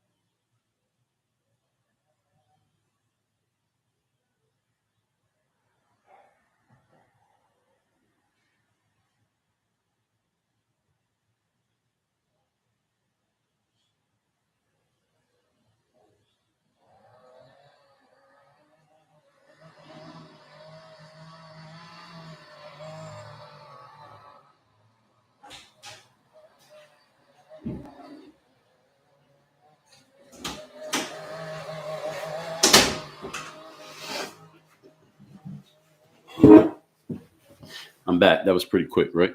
All right. Thank you, everybody, for waiting. So let's start over on YouTube. Then we'll go to Instagram. Then we'll come to TikTok for the comments. So Snuggles, good morning. 668 O-Dog, good morning. He said, whoever said that we need to be equal? Well, politicians. That's why people talk about equity and equality. The weakest notion ever. From the moment I was aware of my existence, I wanted to be the best at whatever. Well, see, you have a different mindset than most people. So it's not a matter of fairness with your basketball example. It is appropriate that the most adept scorer gets the most shot attempts. Yeah, so it depends on how you frame the word fair. That's the reason why I said I don't like the concept of equity because it's a subjective definition. Zelensky was trying to put on for, yes, exactly. That's exactly what he was doing. And adults to cry about what's fair have no leverage to negotiate their desires. Well, the issue here, O-Dog, is that when adults start crying about what's fair in the current world, especially before Trump won this last election, it was actually working. This is how you got diversity, equity, and inclusion. It was exactly because of that. They would cry about what's not fair, and then policies would get changed to actually appease those people, which is the reason why Trump was so strongly against it and so many people supported him when he said so. So it was actually working for a while. Right now it's starting to go away, but it worked for several years. So we got to give it credit for that. So the reverse of Uncle, yes, with great responsibility comes great power. Yes, that's exactly true. So over on Instagram, Vaughn said,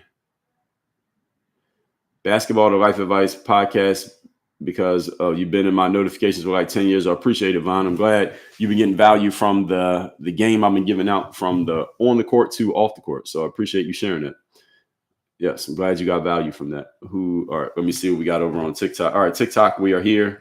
I'm reading the comments from as far back as I can go. So on TikTok, I can't scroll through all the comments because the notifications come too quick. So Jennifer says, except the system actively stands on your back and says, why can't you do it? What do you mean by that, Jennifer? Give me an example.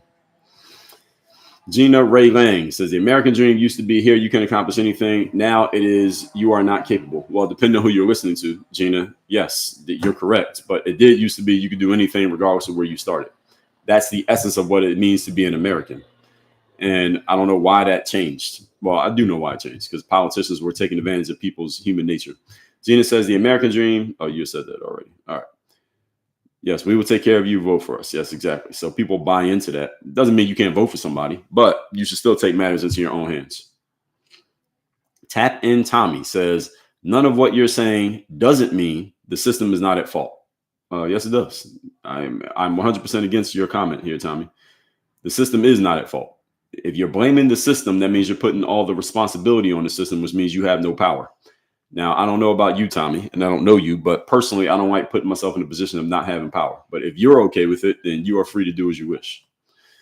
Tommy said, your examples makes a lot of incorrect assumptions. Like what? If you disagree, anybody listening to me, 8C77, thank you for the rose. Anyone listening to me, if you disagree with something that I say, just say what your disagreement, actually explain what I got wrong and tell me how you have it right. But to just passively say you have a lot of incorrect assumptions, this is passive. Tell me exactly what I got wrong. And then I'll address what you say. If you can tell me what I got wrong. But if you can't tell me, then you're not saying anything. Jennifer says, that's why we need equity. Everyone should start from the same place. Jennifer, I disagree. It's impossible for everyone to start from the same place, Jennifer. For example, if your parents left you money and my parents didn't, how can you and I start from the same place? How are we going to do that? That would mean that someone in the powers that be would either have to take the money your parents gave to you and just take it away from you, so you're equal to me, pulling you down, or someone would have to give me the same money that your parents gave to you, which means we have to create money out of nowhere, pushing me up. So how are we going to do that, Jennifer? And this is how you can see how this is effectively impossible. So no, equity is not even possible by the example that I just gave you. And that's a real example. Same way that two boys want to play on a basketball team. One of them is 6'9", the other one's 5'2". All right, how are we going to be equal? We're not starting in the same place. As soon as the 6'9" kid walks in the gym, if I'm the basketball coach, I'm like, he's going to be on the team. Not guaranteed. And as soon as the 5'2" kid walks in the gym, I'm saying he ain't going to be on the team. Pretty much guaranteed as well. How are we starting at the same place? It's not possible. Jennifer said, you can control the starting line, though. Yes, you can control the starting line. I just gave you an example. If I'm the basketball coach at a high school and I'm offering basketball tryouts, everybody can come to tryouts. That's the starting line. Everybody can come. Is everybody going to make the team? No, because not everybody has the same skills. So you cannot manufacture equity. Jane said, academia, you must be joking. What do you mean? Jane said, people in academia think out of the box. They make the box. No, I don't. I generally do not agree, Jane. And here's why I don't agree. And you may have a pushback to this. I'm open to hearing it. People in academia are usually the people who are the best students. That's how you become a professor, because you are pretty good as a student. And how do you become good as a student in the educational system in the United States? You become good as a student by following the standard process and doing very well and following a standard process. So people who are really good at following a standard process are the box. They're not making the box. They are the box, and they reinforce the box. That is not a knock on anybody who works in academia, but if we just by deductive reasoning, break down how you become an academic is because you follow the system really, really well. So you can't say these people think out of the box when their entire job is following the system. And when you become a professor, you still have to follow the system and do what the system allows you to do and not do what the system says you can't do. So you can't say these people think out of the box. Now, Jane, at the same time, I will offer you this. Are there some academics who do have some out of the box thoughts, and they have some insights, and they offer some different ways of looking at things that previously were not presented? The answer is absolutely yes. But those are the exceptions. They are not the rule. So there are some academics whose books I read. There's a guy, Adam Grant, who works at the University of Pennsylvania. He has some out of the box thoughts. They're not. When I first heard him, he seemed to be more out of the box than I see him as now. As I've listened to more of what he says, he's not as insightful and out of the box as I originally thought that he was. But is he an example of that? Yes, what you're saying. But are most professors like that? The answer is hell no. So that's my response to you, Jane. Thank you for the question, though. Jennifer said different people are good at different things. Exactly. So why, Jennifer, are you saying everyone we should have equity? Which one is it? You got to pick a position here. Jennifer said all types of thinkers are needed. We need worker bees too. Well, yes, we do, but you don't have to announce that we need worker bees, because most people are worker bees. Jennifer, I don't know what you're referring to. You said this is equity. What are you talking about? Corn Dog Guy said, who cares if someone has more money than you? Just do what you need to do to be successful. Yeah, that sounds good, Corn Dog Guy. I agree with you, but when you're talking to the masses of people, that doesn't work. The real Madar says 50 is cold, bruh, anywhere. It depends on the time of year and what the expectation is. So I would say, no, that's not true. One of my clients lives in Minnesota, and if it's 50 degrees in January, that's a great day for them. So no, it's not cold. It's cold, but it depends on the expectation. What do you mean by cold? Let's see.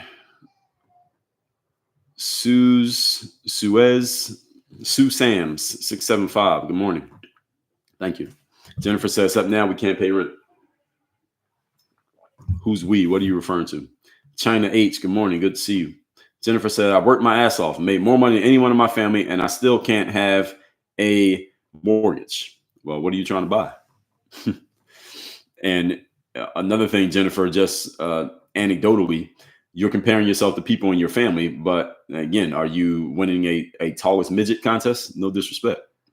But if you outperformed everybody in your family, it depends on who you're comparing yourself to. So who's in your family? Sangree's creation said Jeb Bush. Yeah, Jeb Bush was also set up. He didn't do as well as W, but he was set up to be successful. Toadette said Obama had, I don't know if I can say that guy's name. Yeah, I get it. That's why I said he had people around him who were somebody. And that's the reason why he ended up president. You can't become president being a complete nobody, starting at absolute zero. Not these days, you can't. And the closest we've seen is Donald Trump. He was a somebody, just not in politics. But all the rest of them have been somebody in politics before they got in. Yasmin said, all of my kids have a savings account that gets money every 2 weeks. Great. Jennifer said, I moved 3 towns over because of lower cost, but now they are taking remote work away. Well, Jennifer, there are solutions to that. I mean, I don't know your whole situation, but there are solutions to that. Jennifer said, the argument is about opportunity, not the same outcome. Everybody has opportunity. You already got opportunity. OPA tag says, please send me the link to your books. You can go to workonyourgame.com/books with an S on the end, or just send a DM. My assistant will write back to you and give you some links. Just send me a DM, OPA tag. Maggie Nikki says, I love you, and that's awesome the way you put it. Thank you, Maggie Nikki. Chance said, but everything is not a business. No, I disagree, Chance. Everything in life is a business. Let's define what a business is. A business is business itself. Business is the verb, or the noun, is the exchange of resources between people. So anything that requires an exchange of resource is a business. All of life is a business because it costs money to be born. It costs money when you die, and it costs money in between. So everything that we do is a business. Now, business does not necessarily mean that I'm giving you money and you give me money, but it's still business. If I'm in high school trying to make the basketball team, that's a business because I had to sell myself to the coach to get on the team. You get it? And then when the coach picks a team, I got to sell myself to the coach every day in practice to make sure I get in the game. So I am doing business, even though we're not talking cash. HC said, we need to change our mentality to succeed. Well, some people already got it. So you can't really make other people think what they don't want to think. Natasha Chauvin, good morning to you. Maya Burton says, sometimes it's not what you say, but how you say it. Yes, exactly. That's very true. Jennifer said, it will never be okay to steal from people or threaten to do harm to people, though. Well, it depends on why you're doing it.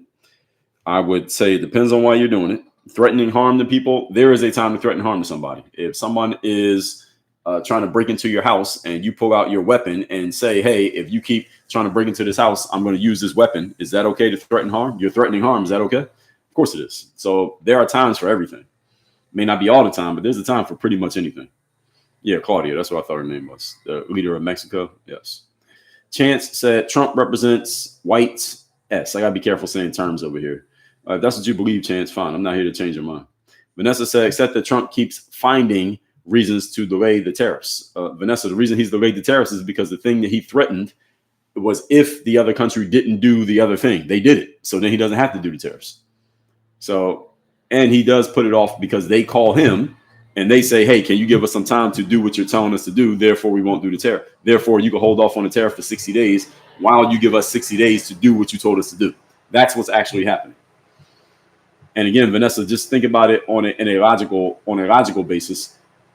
They don't have power. These other countries who Trump's reaching out to, they don't have any leverage over us. I mean, they have things they can do, but we have way more leverage than they do. So if you just think about it on a logical level, it still makes sense that he has all the cards because he does. Jennifer says, I'll always stand behind someone being bullied or hurt. We should not be the ones doing the harm. Well, Jennifer, that sounds good in preschool, but until you get out in real life tends to differ from the lab test. What you said sounds good, though. I mean, it would be a very good story that you tell a bunch of preschoolers before they go to nap. But when you get out in the real world and you got to actually use it, things change. And I mean, right now, you're just saying it on the internet. Everything sounds good when you're saying it on the internet. It's a whole different story when you got to actually do it. Vanessa says, so there's no such thing as fair then. LOL. Vanessa, that's correct. There is no such thing as fair. Fair is subjective. So there is a such thing as fair, but it's subjective. So if I have all the power, I decide what's fair. And if you got all the power, you decide what's fair. So is there a such thing? Yes, but not in the way that it's black and white. It's not objective. Chance said, what about truth and justice? What about it? What's your question? Judy said the threat of tariffs are necessary, and if they don't give him what he wants, they are implemented. Yes, exactly. And they call and they ask for time. It's like if you owe somebody money and you say, hey, can you give me 30 days to get the money? And they say, okay, I'll give you 30 days to get the money. Or like right now, I'm trying to buy a domain name from somebody for a domain name that I want to get. And it's a premium domain name. That means you can't just buy it for $10 a year, the way most domain names are, because it's a really prominent name. And I reached out to the people who own it, and then their representative came back to me and we're negotiating. So I want to pay the full price. And they say, well, here's what we can do. We can give you a payment plan. You can do that. That's the same thing Trump is doing. All right. Someone says, all right, Trump says you owe me $1,000. Someone says, well, I ain't got $1,000, but I can give you $100 a week for 10 weeks. And they say, all right, you give me $100 a week for 10 weeks. So it's a negotiation. Trump loves to negotiate. That's his whole thing. So when you see Trump threatening to do something and then he pushes it back, that's all part of negotiation. This is what he loves to do. If y'all have read his books, then you know this. And Trump is the president of the country, so y'all should read his books so you have an idea of his thought process. So then when you see him doing things, it will make more sense to you. Many of you are judging him based on your frame of thinking, not his frame of thinking. His frame of thinking is out there to the public because he's written a bunch of books telling you exactly how he thinks and why. Many of you have not read those books, but then you're judging his actions as if he's you. He's not you. Read his books to tell you exactly why he does what he does.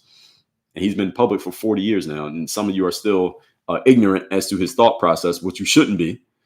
As soon as somebody decides to run for president, the first thing you should do is go get their book and read it so you understand who they really are.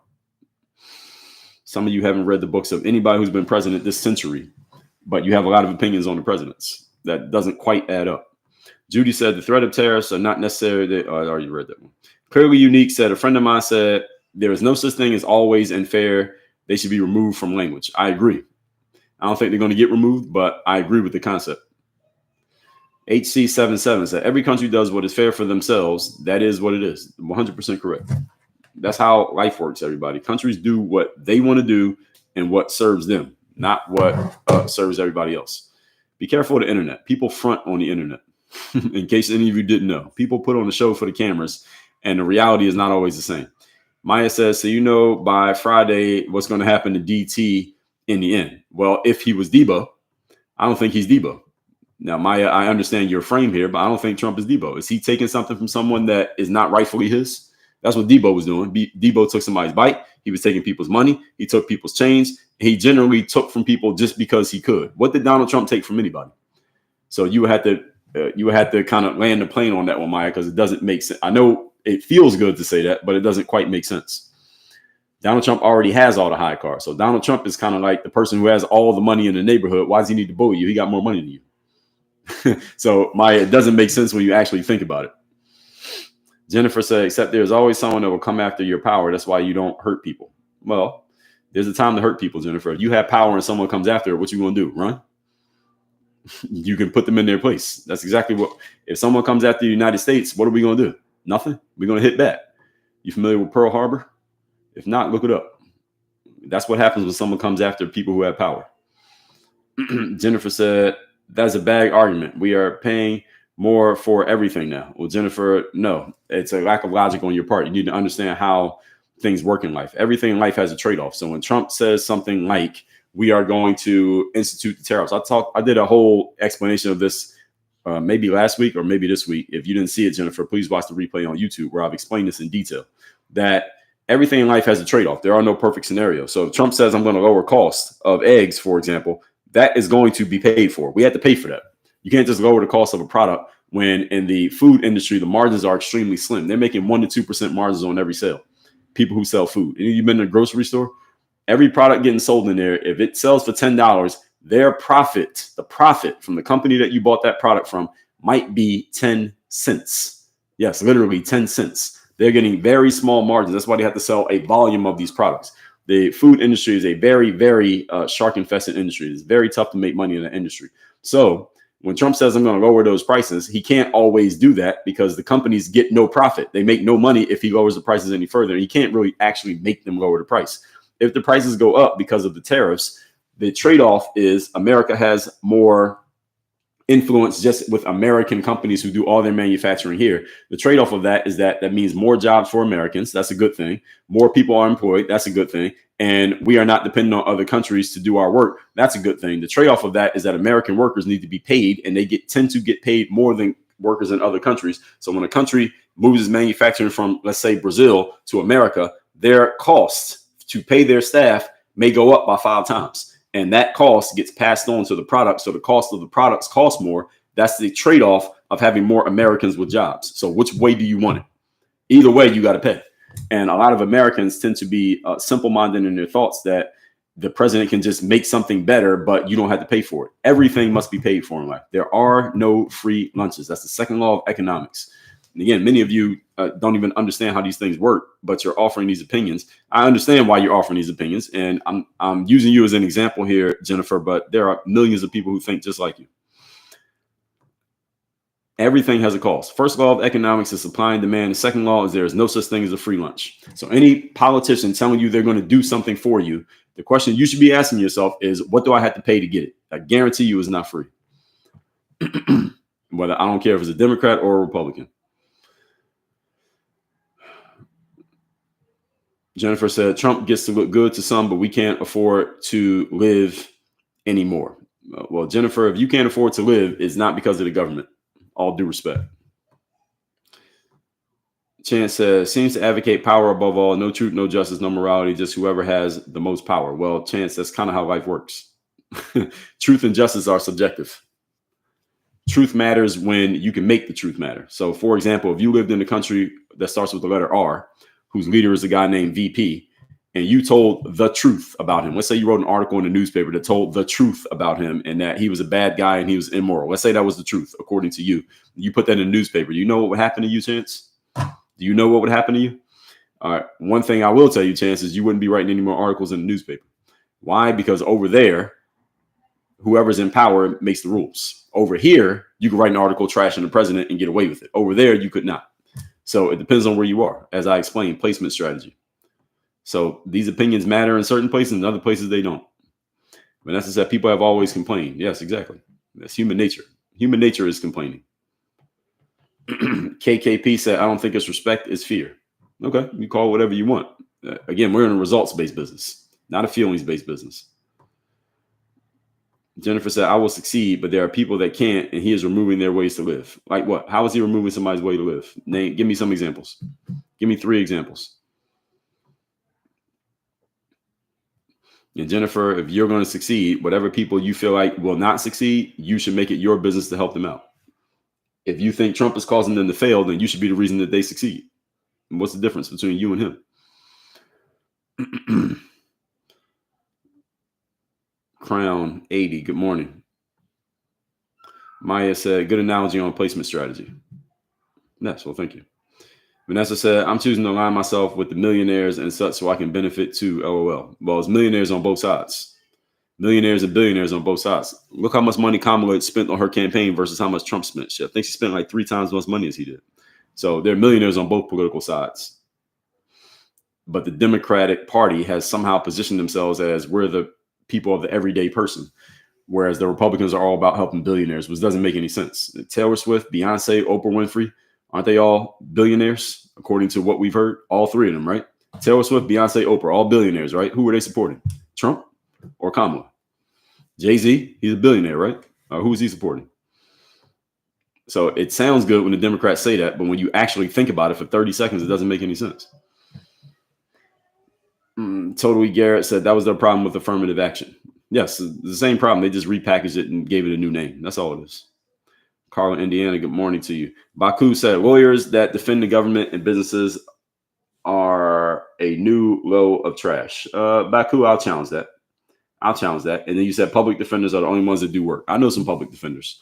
And first of all, lawyers who defend the government and businesses, well, this is what you got to understand, is that the job of a lawyer is to take on a case that they can win so that they can make money. The lawyer's job is to make money by taking on cases and winning the cases. Now, who you're defending, why you're defending them, and your moral standing, your moral feelings about that person and what they're accused of are irrelevant if you're an actual lawyer. So, Baku, I know for a fact that you ain't no lawyer and you don't have a law degree. I don't even know you, but I know you're neither one of those things because lawyers tend to think extremely logically and very objectively, regardless of their personal opinion of a situation. Their job is not to insert their opinion into the job. That's the whole point of being a lawyer. And that's the whole thing. The reason why some people ask me if I'm a lawyer, I am not a lawyer. I just play one on TikTok, is that you have to be logical and objective. And you got to remove your personal opinions and your whatever you call morality. You must remove those from the situation. You got to check your opinions at the door when you're a lawyer. There's a guy named Alan Dershowitz. He's on YouTube, and if you want to hear a lawyer explain things on a legal basis, and this would benefit a lot of Americans if they had, this would be something you have to do so people learn how to think objectively. He goes on YouTube and explains things on a legal basis like every day. But Dershowitz was on OJ's team in court. And he also defended, I think he was the lawyer for Jeffrey E., the guy with the island who ended up losing. But I believe he was on Jeffrey E.'s team. I got to fact check that, but I believe he was. I heard somebody say that the other day. And he definitely was on OJ's team. And listen, maybe he thought OJ did it. Maybe he thought Jeffrey E. was a bad guy. But again, he's not in the business of his personal opinions. That's not the business when you're a lawyer. It's not about your personal opinion. Your opinion is irrelevant. What matters is what's going to win the case. That's your job. So any of you who doesn't have that ability, most people do not, don't go into the law profession. Well, actually, you would never even get in the first place. I mean, with that frame of thinking. HC77 said, you would be a great speaker. You should go to schools. Well, I do partake in professional speaking, not usually at schools. The problem with me going and speaking at schools is many of the things that I've said here today go against the policies of the schools.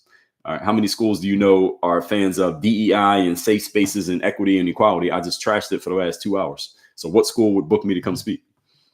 And trust me, they tried. There have been conversations, but the issue with speaking at schools is that, and again, this is the issue with bureaucracies in general. Why I don't like working with bureaucracies, even as an entrepreneur. I tend to like to work with the main decision maker and their number two and nobody else. I don't like when there are a bunch of people involved, because in bureaucratic organizations like colleges, it's never just one person who has to be okay with the deal.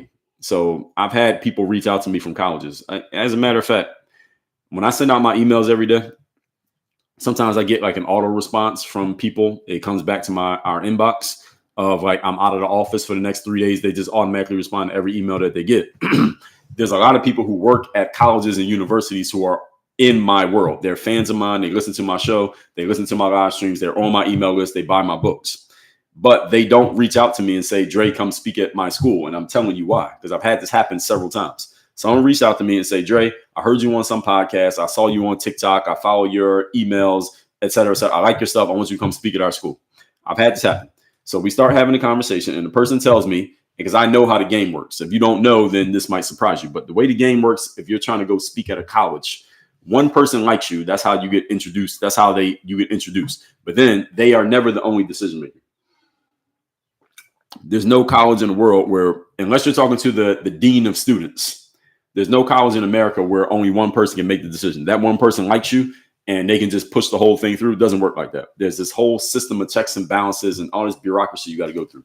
So a guy reached out to me. He said, well, I want you to come speak. And we talked about it and it sounded good. He said, but I got to let you know I'm not the only decision maker here. I got to go through my boss and they got to go through their boss and they got a boss. And then this has to be okay by this person. And these 3 people got to sign off on it. And if all 12 people are okay with it, then we can do it. As soon as he told me that, I knew it wasn't happening. Not because this doesn't happen at all, because they eventually hired somebody, but I knew they weren't going to hire me. Why is this? Because between him and the 12 other people that have to okay it, if any one of those 12 doesn't like something that I've said, then the deal's dead. Y'all get it?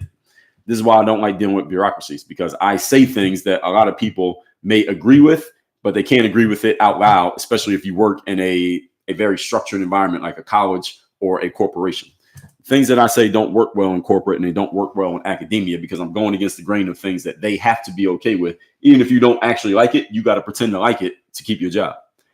I don't operate that way. I will tell people things that I don't care if you like it or not. This is the reason why I don't work in bureaucratic environments, because I would never get hired, let alone when I get the job. Because within a week, I'm going to say something that offends somebody and boom, there I go. I'll be fired. So let me get back to where I was. Good question, though. Not even a question. 8C77. I appreciate the compliment. You were saying it as a compliment, but trust me, it's been tried. And it doesn't work for the reason I just explained. CC said, I don't think I do, or I don't know how to make money from it. What are you referring to, CC? You commented when I said it, but I don't know what you're talking about. Bruce, yes. To answer whoever asked that question, where was I? A few more comments here. Let me find where I was. I just lost my spot. HC, thank you for that. What is that? A chili pepper? Thank you. Bruce Grant, author. Yes. How can someone partner with you? U.S. veteran operations and PE and IT fit. Send me a DM, Benjamin CFO.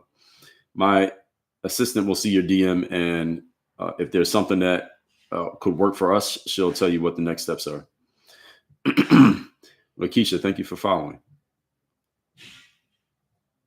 HC says equity equals. I gotta be careful with saying that word. I don't know if I can say that word. Nick said Democrats show who they really are during Trump's Congress speech. Yeah, it was foolish of them. I don't like what they did there. And walking out and then making a video. Hey, I walked out. What are you actually doing? What are you doing for the people you're supposed to be serving? It looked good on camera, I guess, but what are you actually doing? And they didn't achieve anything. Carla, thank you for the lightning bolts. Stephanie said, what's the thing that they're doing? Why are things so ambiguous? What are you referring to? I need context. By the time I'm reading you all's comments, you're responding to something that I said like 10 minutes ago. So I need you to give me the context when you leave a comment so I know what you're talking about. Stephanie says, so in certain instances, crime pays. Well, there are a lot of instances in which crime pays. I mean, how long have you been alive? All right, Jay-Z did crime. He tells you about it in all his songs. Did it pay off for him? Yes, it did. Now, do most people end up with that outcome? No. But did it pay for him? It did. So there's an example, yes. And really what makes a crime is the fact you got caught. You got to get caught for it to actually be a crime, as far as I'm concerned. There are many people who have done things that technically would be crimes, but they didn't get caught. Richie said a lot of whose books you talking about? Trump? If you're talking about Trump, you're probably right. Stephanie said, what's good for the goose is good for Gander. He doesn't live by the same rules. Who are you referring to? Who's he? And what? Give me an example. Taylor said, are you serious? I'm from Philly. Ask people in AC. What are you referring to, Taylor? Y'all responding to things that I said 10 minutes ago. I don't know what y'all talking about. Stephanie said, what's the difference in what he's doing to Americans taking aid and they need and it all goes to him? Who are you talking about? You talking about Trump? What do you mean is nothing's going to Trump? Trump gets a salary for being president, but he's not taking money. It's not like it's going to his bank account. So what are you referring to here, Stephanie? I need context, but what you just said there doesn't